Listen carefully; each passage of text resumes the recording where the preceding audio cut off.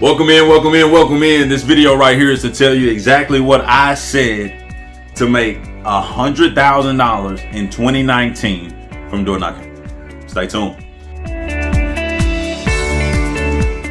So let's talk about it. So with that being said, what we used to do with door knocking, I'll be honest, I'll tell you the complete story and how I got started door knocking. I got started from working at a roofing company.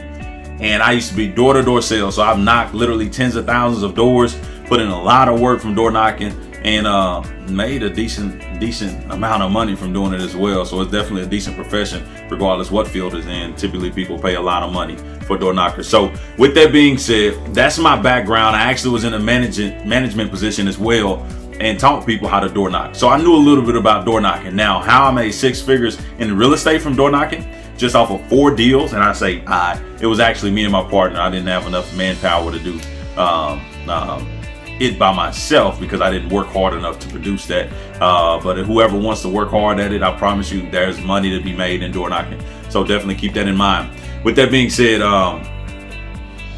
that was kind of how I got started door knocking, and then I kind of wanted to do it and pursue it with real estate. But my first year, I'll be honest, it took me a whole year to get a pre-foreclosure door knock. And the reason why is because I never put in the work that it required to A, get a deal, and B, become good and proficient at talking to sellers and speaking to them to be able to get my message relayed to them and then actually be able to buy a house. So with that being said, just last year we generated 6 figures, one for $18,000, another one for $6,000. Another one for $51,000 and another one for $31,000. So if you add all those up, if I'm not mistaken, that's going to put you at about, I think, $106,000 just from door knocking alone. And like I said, we didn't even put a ton of time in. I will probably say each one of us probably knocked 100 to 200 doors all last year combined. So if you put that in, that's not a lot of effort, a lot of time. You think about 22 days and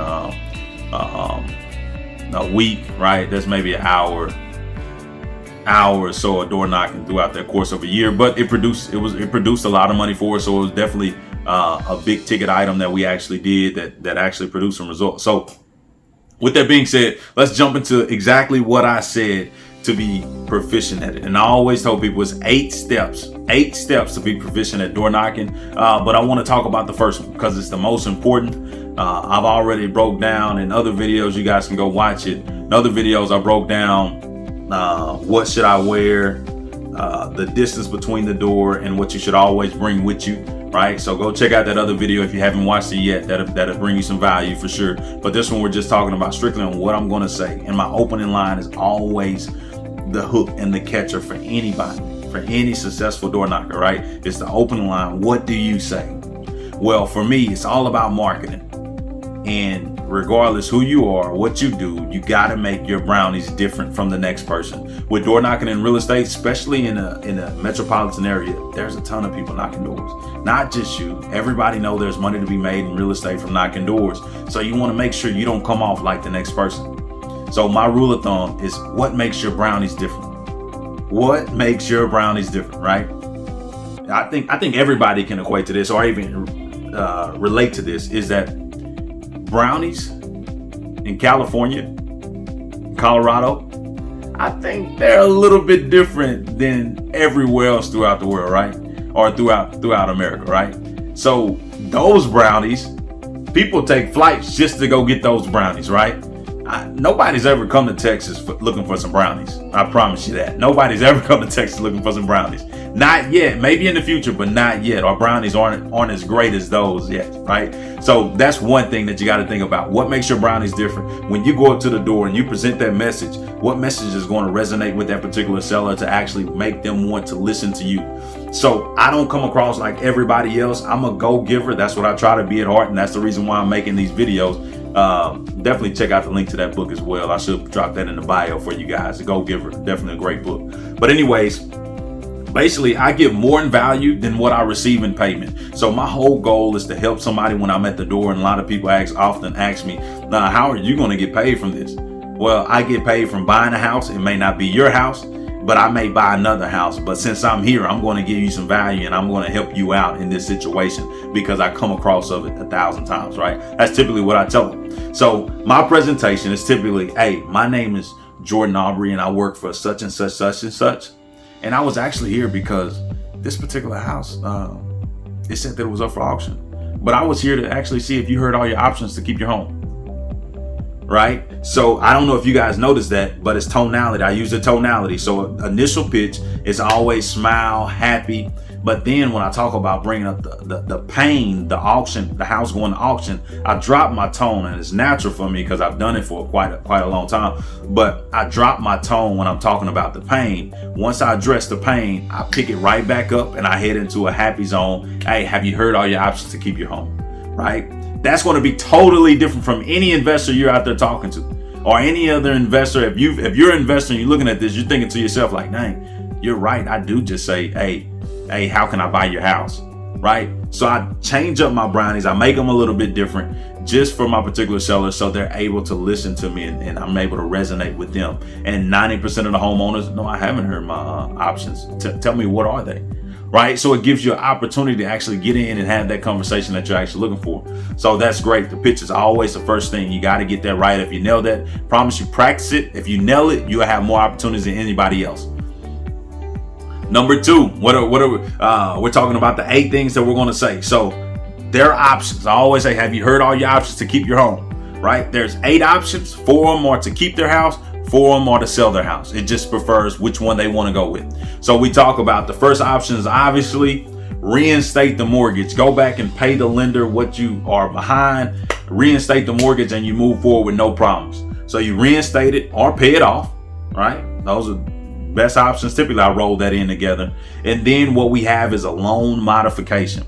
Loan modification is free 99. Did you hear me? Free 99. It's between that person and the actual lender. So if they do a loan modification, typically what it'll do is they'll put all their late payments towards the back of the loan. And then ultimately what they'll be able to do is start making payments on their house like a traditional mortgage. They'll refinance. Basically, it's like a refinance for 30 years, but they don't get to pull any money out. All they do is restructure the loan. If they do that, the homeowner need to know if it's a government-backed loan. Typically, they'll have a HUD lien on it, which means just that modification roll to the backside, so it don't have to be paid until they actually pay off the new loan. So the next 30 years, typically. So you got a loan modification, reinstatement, loan modification. Then you got bankruptcy.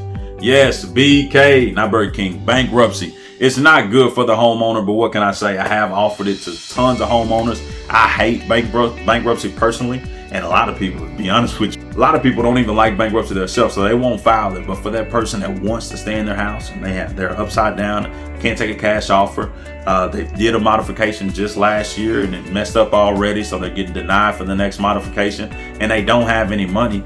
You might want to go down to the county and file bankruptcy. That's going to postpone the auction. Now it works to postpone the auction. I wouldn't say it's the best strategy, not the number one strategy at all. I wouldn't recommend anybody to do it.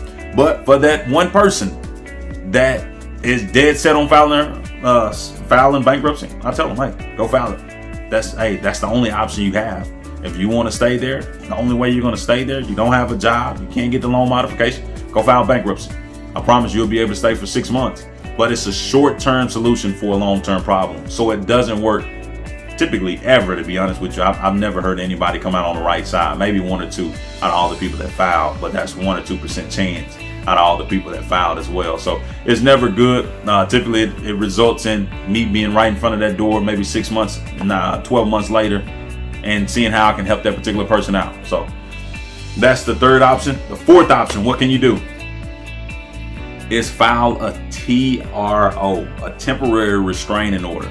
Now, this is a legitimate lawsuit that you have to go get a lawyer to do, a temporary restraining order.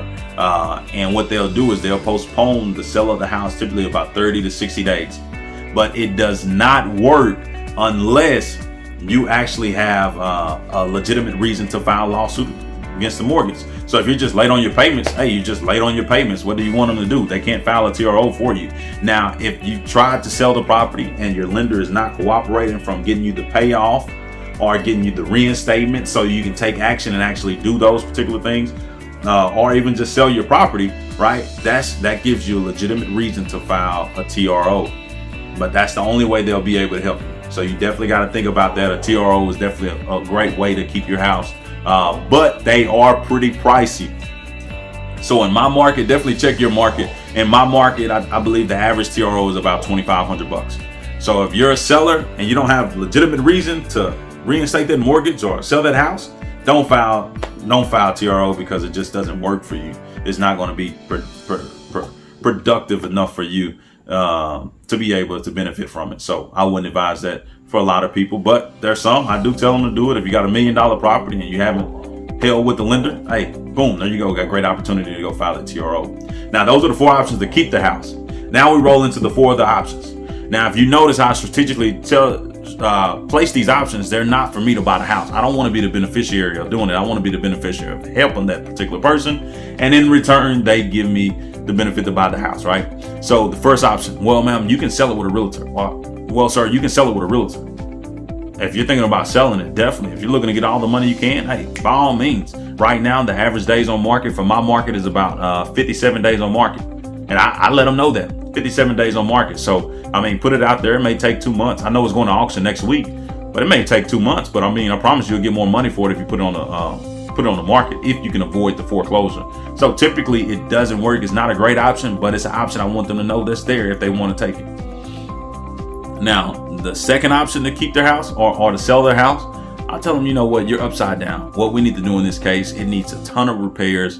The roof is messed up. Everything inside the house needs to be gutted. Ma'am, you're upside down. You probably need to go file for a short sale. Now, short sales don't always work, and I wouldn't recommend any investor to try to live off of short sales. It's not a great way to make money, but it is some money to be made on it. It's just nothing short about a short sale. Typically, every short sale I've been a part of has taken at least 6 months. I don't have time for 6 months. I need to make money today, right? So with that being said, short sales is an option when they're upside down on their property, meaning they owe more than what it's worth, right? And then the last but not least, number 8 is not last but not least, but other one, hey, you can sell it to me. You can sell it to me for cash. I'll buy it cash. I promise you, I'll buy it cash at this particular price. And we can close on it pretty fast, get the title company done, and I'll have money in your pocket and we'll avoid the auction, right? They can buy cash from me, or what they can do is sell it to me subject to the existing finances. So if you haven't heard about subject to, I'll be breaking down another subject to video on YouTube for you to learn about it. But subject to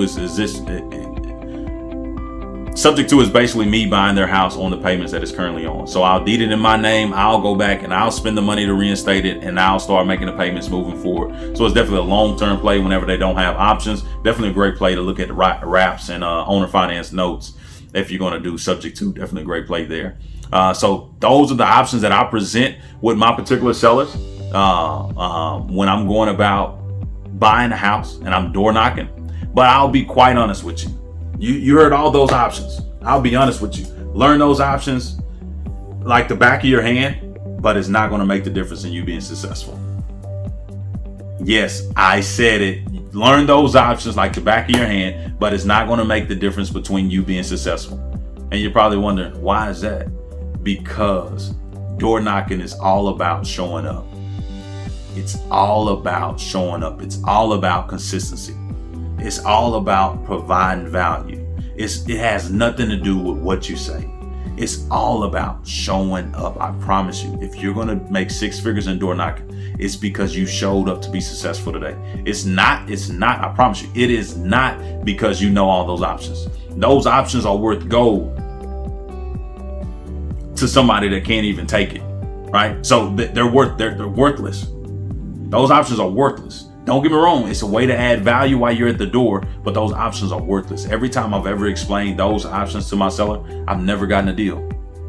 Why is that? Because that particular seller wasn't ready to sell, right?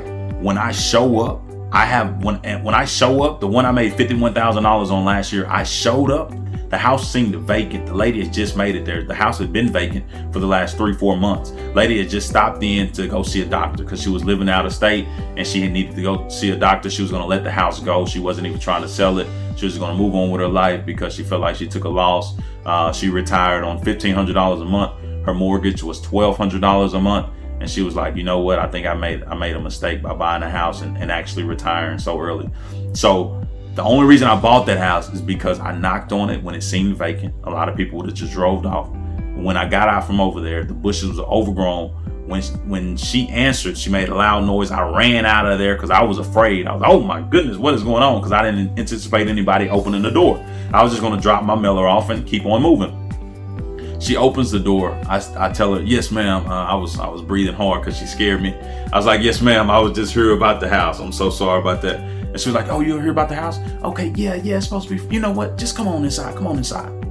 That's how I made $51,000, right? And I offered her a little bit more than what I was supposed to give her, right? Because I just felt so bad in the situation. She walked away with $60,000. I walked away with $51,000. The only reason I walked away with so much is because I found a premium buyer that actually paid like 90 cents on the dollar for it. But essentially that's full price. That's the reason I was able to walk away with so much money. But in that case, I knew I was going to make at least 25 grand buying it at the place I bought it. That's the reason I went on and took advantage of it. And I was anticipating on flipping it because it was very easy, light rehab, great neighborhood. I knew it was sold like that. But it was just a win-win for both of us. I found a premium buyer out of the situation. She walked away from 60 grand. Literally, it was God's time, and I call it, because I showed up to that lady house. She had just arrived the hour before, and I got the contract, everything I needed, plus the keys. The next day on Saturday, she was leaving out, go back out of state, right? So literally, she was only there for a 12-hour window. Wasn't even 12. Nah, it wasn't 24 hours. Maybe it was 18-hour window. She was at the house for 18 hours. And she was literally headed back out of state. So it's just timing. It's about showing up. That's the reason you can be successful at door knocking. That's the reason you can be successful at any form of marketing. Because if you just do it, I promise you, 6 figures are waiting. But you got to do it, and you got to stay consistent in order for you to actually get that deal. Now I can go door knock with no problem, even after it took me a year to door knock, because I know it works and I know the ingredient to make you successful behind door knocking, and that's showing up. So show up today, guys. Let's do it.